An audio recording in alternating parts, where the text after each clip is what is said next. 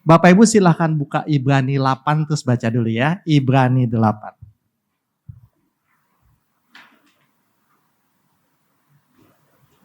Ibrani 8.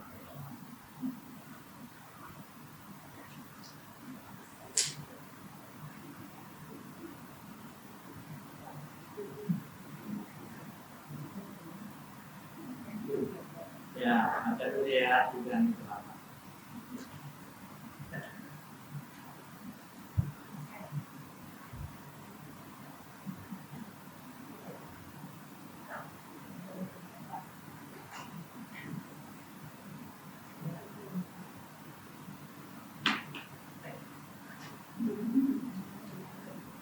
Pelan-pelan ya, bacanya agak sulit.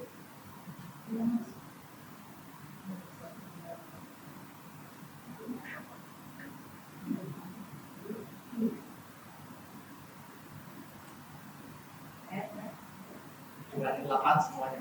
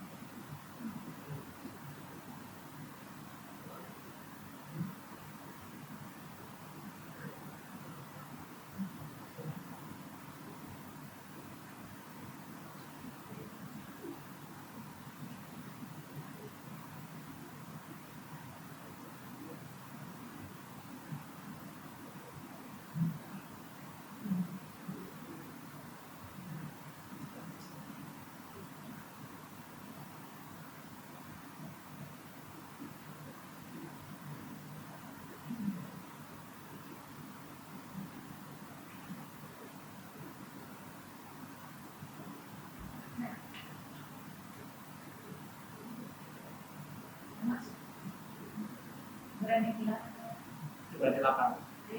Nah, semuanya.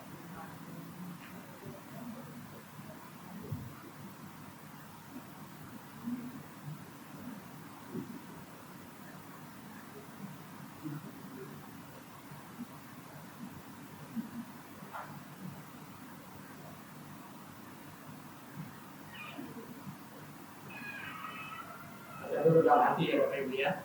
Karena ini berat. Baca di Alkitab masing-masing ada ya? Sudah ada Alkitab masing-masing? Ada ya, baca di Alkitab masing-masing ya. Ini ayatnya berat soalnya, mesti ngerti masing-masing. Kak? Thank you Kak.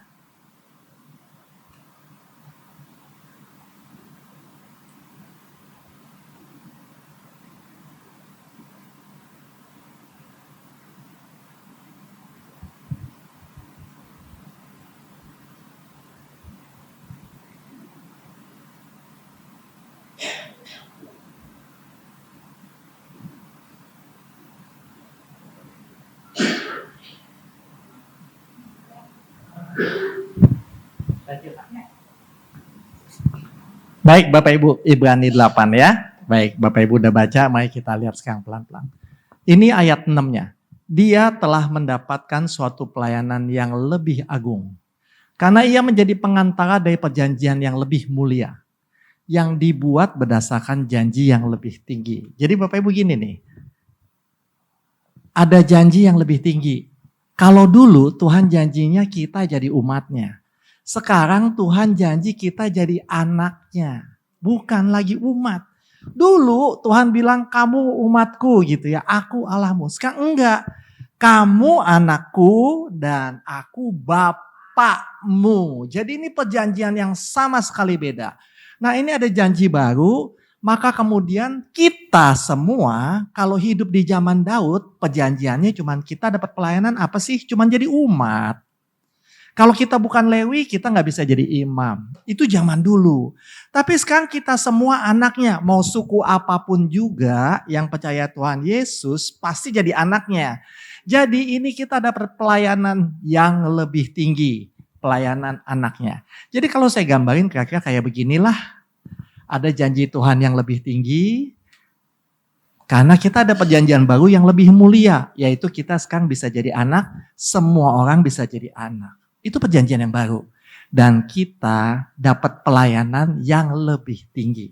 Perantara perjanjian baru soalnya. Baik Bapak Ibu, sekarang kita tanya. Aku tanya Tuhan ini maksudnya pelayanan apa sih? Gitu ya. Terus Tuhan nyambunginnya ke sini. Bapak Ibu lihat ya, Tuhan bilang ini pelayanan kita sekarang. Ini kejadian 4.000 orang makan. Jadi Yesus lihat orang-orang itu ngikutin dia sudah 3 hari.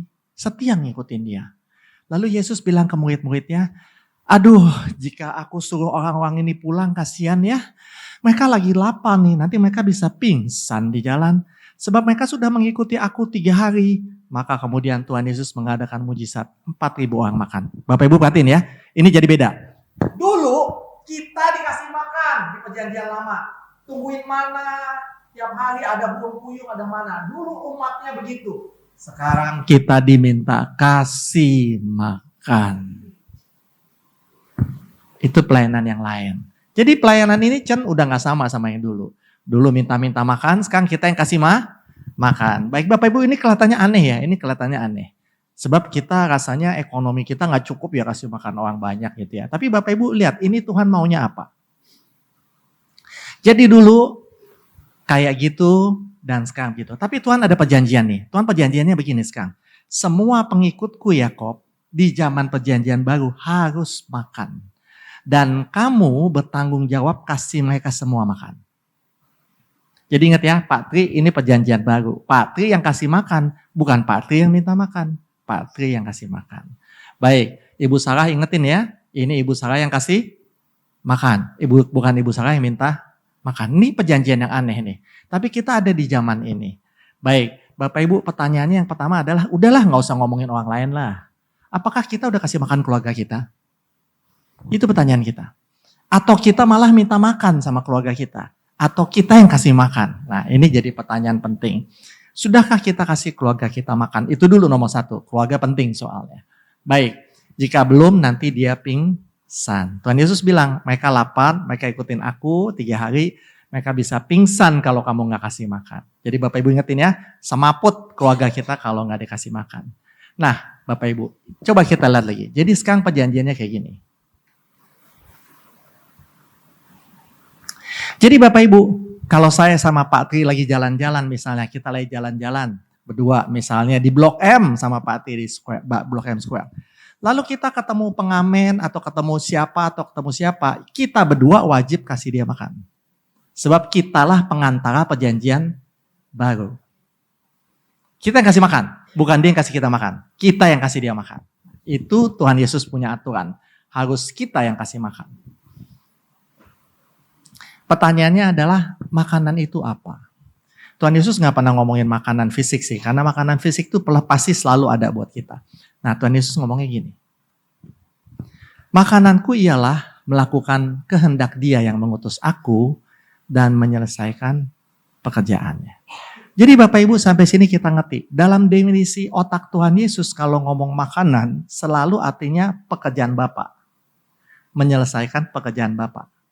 Nah, jadi begitu saya ketemu pengamen sama Pak Tri, saya mesti tanya, Bapak, saya ini mesti makan apa ya? Kamu makan pekerjaan Bapak untuk pengamen itu. Oh iya, baik Bapak, mesti ngapain? Kamu doain dia anaknya sakit. Oh oke, Tuhan. Kita doain anaknya sakit. Itu artinya kita berdua, saya dan Pak Tri lagi makan. Tapi Tuhan minta bukan saya yang makan. Tuhan minta dia yang makan. Jadi berarti dia mesti melakukan pekerjaan Bapa. Walaupun dia agamanya gak Kristen. Jadi kita tanya Tuhan, gimana caranya dia makan hari ini? Oh, suruh dia doain tetangganya yang sakit. Dia punya tetangga sakit Yakob. Tapi dia gak mau doain. Tuhan tapi kan dia Islam. Ya gak apa-apa dia Islam. Doain aja tetangganya yang sakit. Itu makanan dia. Oh ternyata dia itu memang Tuhan jadiin Islam untuk doain tetangganya. Itu makanan dia. Nah Bapak Ibu, kalau pengamen ini tiap hari makan pekerjaan Bapak. hidupnya akan dipelihara Bapa. Benar ya? Nggak akan pingsan. Aku coba Ibu Sarah. Ibu Sarah, coba Bu Sarah tiap hari melakukan pekerjaan Bapak. Hitung-hitung Bu Sarah berarti kan jadi pegawainya Bapak dong. Yang gaji siapa? Bapak lah. BPJS dari mana? Bapak lah. Jaminan kesehatan dari mana? Bapak lah. Orang Ibu Sarah pegawainya Bapak. Nah, Bapak Ibu itu. Tapi Tuhan prioritasin kita suruh kasih orang makan. Karena kalau orang itu nggak makan, dia pingsan. Ini bagus. Tapi apakah kalimat ini sama dengan ayat ini? Bapak Ibu lihat ya, jadi kita udah ngerti konsep kasih orang makan. Apakah ayat ini sama dengan ini? Bapa kami yang di surga, dikuduskanlah namamu, datanglah kerajaanmu, jadilah kehendakmu. Berilah kami makanan kami yang secukupnya hari ini.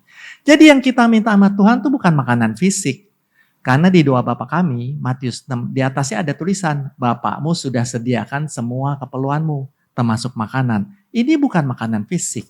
Yang kita minta hari ini adalah pekerjaan Bapa. Jadi Bapak Ibu, kalau kita doa Bapa kami, kita ingat tuh, itu yang kita minta. Di sini dia pakai katanya atos, roti. Sedangkan kalau makanan dalam bahasa Yunani itu pakai kata broma. Jadi Allah ini Tuhan Yesus ngajarin kita doa mintanya roti sebenarnya. Kita tahu roti ya, roti hidup artinya kan firman ya. Jadi hari ini Tuhan kasih gua ayat dong buat hari ini. Maka Pak Pendeta pintar sekali. Pak Pendeta ini kasih kita perjamuan kudus. Itu makanan kita hari ini. Waktu Pak Pendeta kasih kita perjamuan kudus yang ada ayatnya, itu makanan saya hari ini. Begitu saya baca, berbelas kasihanlah kamu. Oh, berarti tugas saya belum selesai nih, belas kasihan sama orang. Tuhan siapa Tuhan orangnya yang saya mesti belas kasihanin? Itu makanan saya. Dan kalau saya makan, saya nggak akan pingsan. Nah, jadi Bapak Ibu, kita tiap hari harus makan. Dan makanannya adalah melakukan pekerjaan Bapak. Jadi tanya dulu sebelahnya, ini ayat atas sama bawah sama nggak? Coba. Atas dan bawahnya sama nggak? Yohanes 4 nih dengan Matius 6 sama nggak? Sama apa beda? Pengertiannya sama nggak? Sama-sama harus melakukan pekerjaan Bapak. Jadi tiap kali Bapak Ibu doa Bapak kami langsung tanya, Tuhan pekerjaan saya hari ini apa?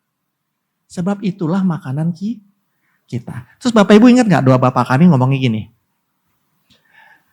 Berilah kami makanan kami yang secukupnya hari ini. Dan ampunilah kesalahan kami seperti kami mengampuni orang yang bersalah. Maksudnya gini, Bapak kasih gua makanan gua hari ini. Kasih gua tugas hari ini Bapak. Tapi kalau aku melakukannya salah, tolong ampuni Bapak. Seperti aku mengampuni orang lain. Jadi Bapak Ibu waktu saya disuruh Tuhan, saya disuruh Tuhan ke rumah sakit Karoles. Saya naik motor ke Karoles, tapi saya bisa salah. Tuhan bilang gini, kamu temuin ibu itu doanya begini-begini. Tapi saya bisa saking lupanya doanya lain. Nah saya melakukan kesalahan. Nah makanya saya minta ampun. Jadi waktu saya melakukan tugas Bapak itu dan saya salah, Bapak ampunilah kami. Kan saya juga udah ngampunin orang lain Tuhan. Ampunin saya dong. Itu pengertiannya. Terus lanjut lagi kalimatnya. Dan janganlah membawa kami ke dalam pencobaan. Jadi Bapak jangan sampai di saatnya di rumah sakit Karoles dibikin lebih sulit tugasnya Bapak. Mentang-mentang Yakob salah, Tuhan mestinya doainnya ABC, saya doainnya XYZ. Salah doa saya doain XYZ, terus Tuhan, aduh Yakob ini salah doain. Kasih dia lebih berat. Yakob, sekarang doain Bapak itu, Bapak itu, Bapak itu, Bapak itu. Tuhan tolonglah, jangan taruh saya dalam pencobaan. Udah cukup satu ini aja saya doain, jangan tambah-tambahin lagi. Maksudnya gitu. Jadi kalau saya salah, jangan Tuhan bikin saya lebih susah. Kesianin saya. Terus jangan biarin iblis gangguin saya waktu melakukan tugas ini Bapak. Ngerti maksudnya Bapak Ibu ya? Nah Bapak Ibu jelasin sebelahnya yuk. Berilah kami makanan kami yang secukupnya. Lalu kalau salah, ampunilah kami. Seperti kami udah ngampunin yang lain. Terus nanti kalau salah atau enggak pas, tolong jangan bawa ke dalam pencobaan. Terus nanti iblis Bapak biarin lagi gangguin saya waktu tugas. Jadi pusing nanti saya. Janganlah jauhkan kami daripada yang jahat. Nah itu maksudnya. Jadi Bapak Ibu ingat sekali lagi, kalau kita doa Bapa kami, minta makan artinya minta tugas. Oh, Tuhan suruh kita doa begini tiap hari. Bapak Ibu ingat ya, Tuhan cuma ngajarin satu doa loh ke kita. Satu doang. Dan dia minta kita doa gini doang. Ini cukup. Ini bagus, kata Tuhan Yesus. Kalau kamu doa kayak gitu Yakob, kamu pasti tidak pernah pingsan. Tidak pernah kelaparan. Karena kamu melakukan tugas Bapa. Nah, Bapak Ibu kita mulai ngerti sekarang makanan begitu. Tapi balik, Bapak Ibu. Jangan lupa, tiap hari doa Bapa kami kita langsung ingat, kita minta tugas. Minta makanan, minta roti hari ini. Nah, pertanyaannya adalah keluarga kita Bapak Ibu, oh ini salah ketik. Keluarga kita harus makan. Kalau saya punya anak dua anak saya mesti makan. Supaya nanti dewasa mereka nggak pingsan. Kalau saya punya anak empatnya mesti makan. Saya punya anak 4, keponakan 2, orang tua saya dan sebagainya, pasangan saya, semua mesti makan. Jadi kalau ada apa-apa, keadaan Indonesia tambah krisis, mereka tidak akan pingsan. Gitu ya. Jadi coba cek dulu sebelahnya, udah kasih makan keluarga belum? Nah gitu. Chen udah kasih makan keluarga belum? Tanya Anita tuh, Anita. Kak Anita udah kasih makan keluarga belum? Kasih makan artinya suruh dia melakukan tugas Bapak. Bagus Bapak Ibu paham. Lalu Bapak Ibu apa hukumannya kalau kita nggak mau kasih makan keluarga kita? Apa hukumannya? Apa hukumannya Kak Sarah? Hah? Oke, ini dia. Ingat loh, kata-kata ini muncul pertama kali ngomonginnya makanan. Apabila nanti anak manusia datang, semua bangsa akan dikumpulkan di hadapannya. Dan ia akan menempatkan domba di kanannya, kambing di kirinya. Dan raja itu akan berkata kepada domba-domba itu, sini yuk, kamu diberkati Bapak. Terimalah kerajaan ini. Sebab ketika aku lapar, kamu beri aku makan. Ini soal makanan yang pertama Tuhan Yesus ngomong. Jadi kita kalau nggak kasih makan orang yang kita jelas tahu ada bait Allah di dalamnya, dia bait Allah, anak kita jelas bahwa ada bait Allahnya, dia ada Roh Kudus di dalam, kita nggak kasih dia makan, saya melanggar ini. Tuh saya punya anak udah jelas ada bait Allah, saya nggak kasih makan, saya yang salah. Dan ia akan berkata yang di kirinya, nyah, terkutuk kamu, nyah ke dalam api yang kekal. Sebab ketika aku lapar, kamu tidak beri aku makan. Jadi kasih makan keluarga kita wajib. Kasih makan tetangga kita yang muslim wajib. Kasih makan teman-teman kita yang Kristen wajib. Gak kasih makan, kita kena ayat ini. Pasti dibuang. Ibu paham? Jadi saya wajib kasih anak saya yang Kristen itu makan. Kalau saya nggak kasih makan, sama aja saya nggak kasih aku makan, kata Tuhan Yesus. Tuhan Yesus ngomong aku, berarti orang itu di dalamnya ada aku, kata Tuhan Yesus. Dan lu nggak kasih dia makan. Lu nggak kasih dia tugas Bapa, berarti nanti dia pingsan. Dia tidak diberkati Bapa. Nah, Bapak Ibu, yuk mulai sekarang. Kita kalau doa pagi, kita tanya, Tuhan, saya punya keponakan ini. Hari ini makan apa? Ajak dia doain guru sekolahnya. Dia mesti doain guru sekolahnya satu-satu. Baik, yuk sini yuk nak. Sama tante yuk. Kita doain guru sekolah kamu yuk. Kamu yang doa ya, kamu yang pimpin. Artinya dia sudah makan. Terus kita punya orang tua di rumah, ada mama. Mama kebetulan udah umurnya lanjut. Kita tanya Tuhan, mama saya udah tua nih, Tuhan mesti ngapain? Kata Tuhan gak apa-apa. Suruh dia memuji saya 2 lagu. Pertama jalan serta Yesus. Kedua tiap langkahku. Suruh dia memuji saya pagi ini. Mah disuruh Tuhan memuji Tuhan. Ayo mah nyanyi mah. Mama yang pimpin ya. 2 lagu kata Tuhan. Dia sudah makan. Jadi tiap orang di sekeliling kita makan. Dan kalau mereka makan, mereka tidak akan pingsan. Gitu ya Bapak Ibu ya. Baik. Lalu saya Kita tahu kalau kita nggak kasih makan, kita dikutuk dan kemudian kita punya jalan tol ke neraka. Langsung soal makanan. Mending soal apa? Enggak, soal nggak kasih makan. Jadi kalau kita nggak mau kasih makan, gawat.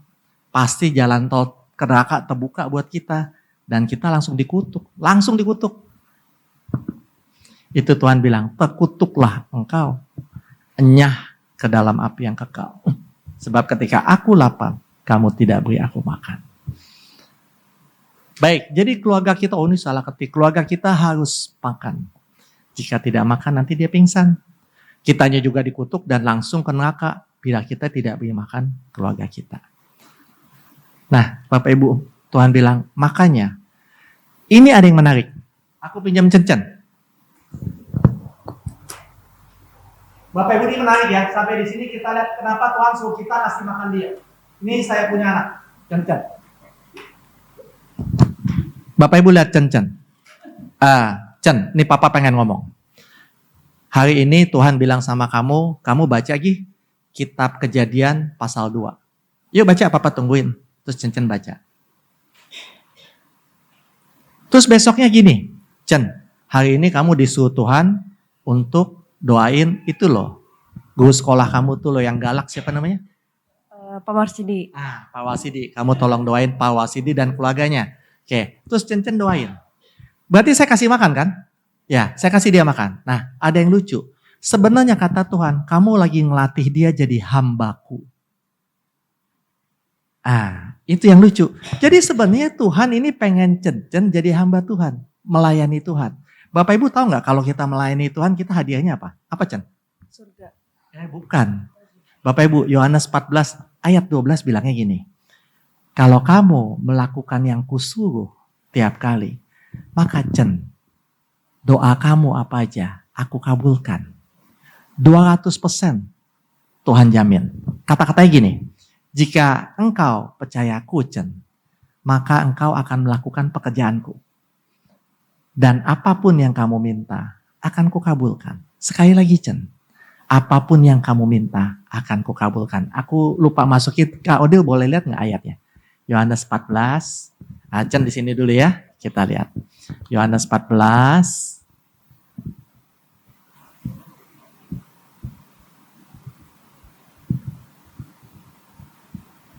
ayat 12 Kak Odil. Bapak Ibu lihat ya, ini ayatnya bagus sekali. Bapak Ibu gak boleh lupa ya, kalau kita jadi hamba Tuhan, melakukan tiap hari makan, kita dapat janji ini.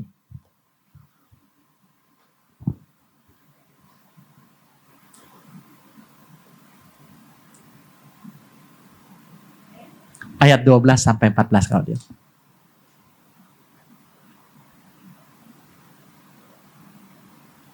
Thank you.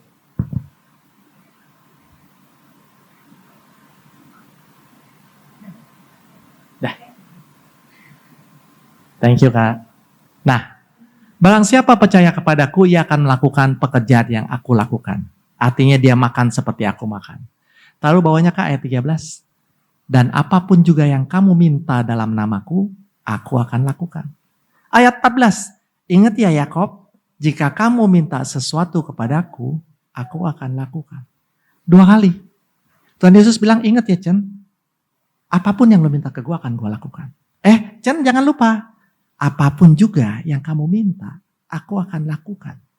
Jadi Bapak Ibu, Tuhan pengen saya suruh dia makan. Waktu dia makan, dia jadi hamba Tuhan. Lalu dia minta apa aja, terjamin 2 kali dikabulkan. Jadi Bapak Ibu bagus sekali nih cerita. Tuhan Yesus kasih kita doa Bapa kami untuk minta makan. Makanan maksudnya tugas Bapak. Kalau kita lakukan terus, maka kita doa apa aja minta dikabulkan. Cen gini, Tuhan minta dong kayak gini. Cowok muka kayak Korea. Tuhan kalau bisa mobilnya 3, helikopternya 1. Mobilnya 3, helikopter 1. Terus apartemen di setiap negara Tuhan. Baik. Nah, Tuhan langsung, minta gitu. Dia rajin loh. Tiap hari dia makan, melakukan tugasku. Harus dikabulkan karena Tuhan udah janji. Cuma ada satu yang Cencen lupa. Cencen lupa minta umurnya. Maka dia dapat laki-laki Korea umur 78 tahun. Ya nggak apa-apa ya Cen ya, nanti dapat warisan cepet ya. Makasih Cen ya. Ya. Kak, ke slide aku lagi Kak. Thank you ya Kak Odil. Jadi Bapak Ibu, itulah pentingnya kita sendiri makan, kita punya keluarga makan. Supaya dia doa minta kuliah, dia doa minta beasiswa, Tuhan kabulkan. Tuhan maunya begitu cara mainnya. Jadi Tuhan bilang, maka si Cencen akan jadi bawahan. Seperti ayat ini, aku sendiri seorang bawahan. Jadi Tuhan bilang dia akan jadi bawahannya Allah Bapa. Kalau dia jadi bawahannya Allah Bapa, udah hidupnya terjamin. Komandan yang jamin. Gak mungkin prajurit itu lapar. Komandannya yang jamin makanannya. Nah, baik Bapak Ibu. Jadi kita udah mau. Jadi ini ada satu kasus, Bapak Ibu, satu kasus. Kasusnya menarik. Ini ada teman saya yang punya ABK. Ini anaknya. Ini zaman COVID. Waktu zaman COVID, ABK-nya dia di stop dari sekolah. Lalu semua terapi ABK tutup. Jadi dia nggak bisa sekolahin anaknya, dia nggak bisa terapi anaknya, dia sendiri nggak ada kerjaan. Jadi anak ABK ini tidak ada yang latih. Terus dia bilang, Tuhan ini gimana ya? Pertama gue gak punya kerjaan, gak punya uang. Kedua gak ada sekolah buka. Terus gak ada terapi buka. Anak gue ini tiap hari nganggur. Terus Tuhan bilang, lu ajarin dia baca Alkitab. Temenin dia baca Alkitab. Sehari 2 pasal. Lalu karena gak ada kerjaan dua-duanya, anak ABK-nya ini disuruh baca Alkitab sama dia. Yuk baca yuk sama mama. Terus baca sama mamanya, 2 pasal tiap hari. Sampai sekarang anaknya lancar. Dan yang terjadi adalah, anak itu tiba-tiba diem, tiba-tiba nurut, tiba-tiba bisa dibilangin. Itu lebih dari terapi Yakob, kata dia.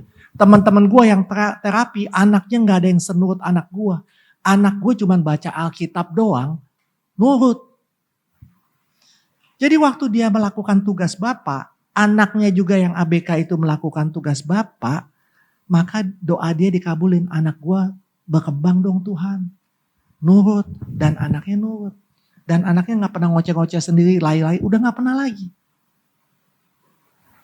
Jadi Bapak Ibu, penting sekali keluarga kita makan. Makan melakukannya, artinya melakukan tugas Bapak. Kita sendiri perlu makan gak?